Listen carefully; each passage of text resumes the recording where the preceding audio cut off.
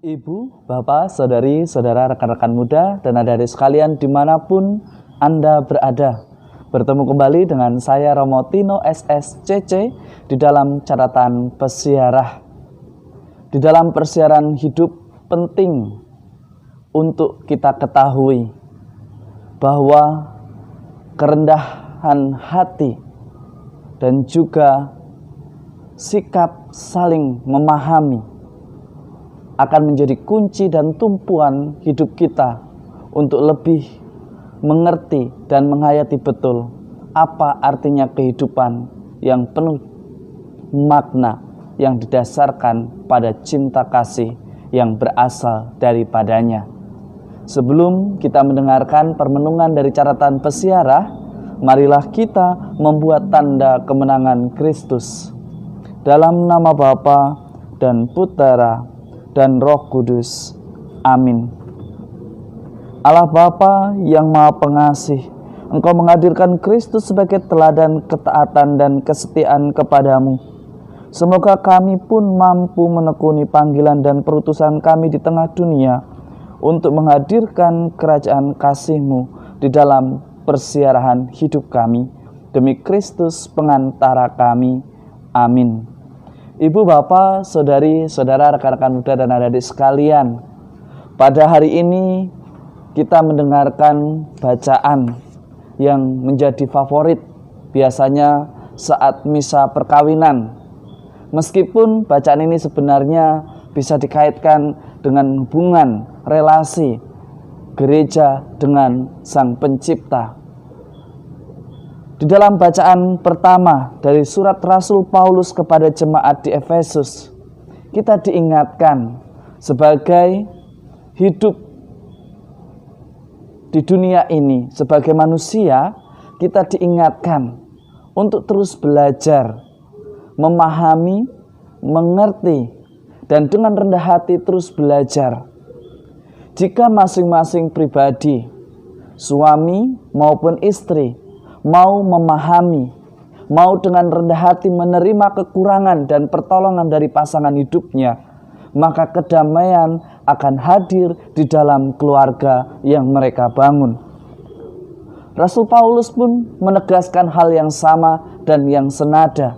Jika di dalam gereja memiliki relasi yang sama, sebagaimana dilambangkan di dalam kehidupan perkawinan, di mana masing-masing pribadi menjadi tanda dan sarana keselamatan Allah, yakni mau mengerti, memahami, dan dengan rendah hati menerima dan belajar dari kekurangan, maka yang terjadi ialah kedamaian, sukacita, saling tolong menolong, dan tidak menjadi angkuh atau cuek. Tetapi yang terjadi seringkali di dalam perjalanan hidup kita justru menantikan, kita ingin dimengerti, kita ingin dicintai, bahkan kita ingin dilayani dan selalu dipahami serta dimengerti. Tetapi lihatlah apa yang dikatakan oleh Rasul Paulus di dalam suratnya kepada jemaat di Efesus. Ia menegaskan, hai para istri, taatlah kepada suamimu, layanilah sebagaimana engkau taat dan melayani Tuhan.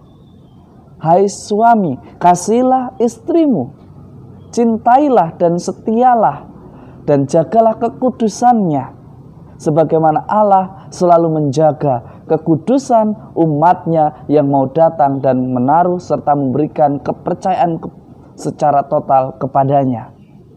Ketika semuanya ini terjadi dan kita jalani di dalam hidup fakta, yang terjadi di dalam persiaran hidup kita ialah sukacita. Namun tantangannya ialah ego. Ingin dimengerti. Kita inginnya selalu dibenarkan. Pendapat kita harus diterima. Padahal untuk menciptakan suasana damai, suasana sukacita, diperlukan yang namanya sikap saling menghargai dan dengan rendah hati menerima pertolongan serta menghargai kekurangan orang lain. Ciri-ciri orang yang dewasa di dalam iman ialah mereka yang mampu memahami dan dengan rendah hati menerima sesamanya Dan hal ini sangat nampak dari perilakunya yang mau mendengarkan, perilakunya yang mau diperbaiki, tidak memaksakan kehendak dirinya, tetapi lebih mengutamakan apa yang baik untuk semua orang, untuk keluarga, dan bukan untuk dirinya semata. Hari ini pun kita melihat bagaimana Yesus juga mengungkapkan hal yang senada. Kebahagiaan sukacita surgawi itu yang seperti apa? Kerajaan Allah bahkan digambarkan seperti biji sesawi yang tumbuh dan rantingnya bisa menjadi tempat bagi burung untuk bersarang. Atau kerajaan Allah itu seumpama ragi yang diambil oleh seorang wanita, diaduk-adukkan ke dalam tepung terigu 3 sukat dan hingga akhirnya semuanya menjadi beragi. Artinya bahwa ketika kita di dalam hidup kita benar-benar menghidupi apa yang kita imani, maka tingkah laku kita, cara pandang kita akan mencerminkan iman kita. Menjadi sangat mustahil, menjadi sangat tidak dimengerti, mengaku diri beriman tetapi tidak pernah mau mengerti, tidak mau rendah hati, yang ada selalu menyombongkan diri dan menyalahkan orang lain. Atau kita menjadi sibuk, menjadi pribadi yang penghakim. Ini salah, tidak sesuai dengan aturan. Ini salah, tidak sesuai dengan apa yang saya pikirkan. Saya tidak mengerti kenapa diputuskan demikian.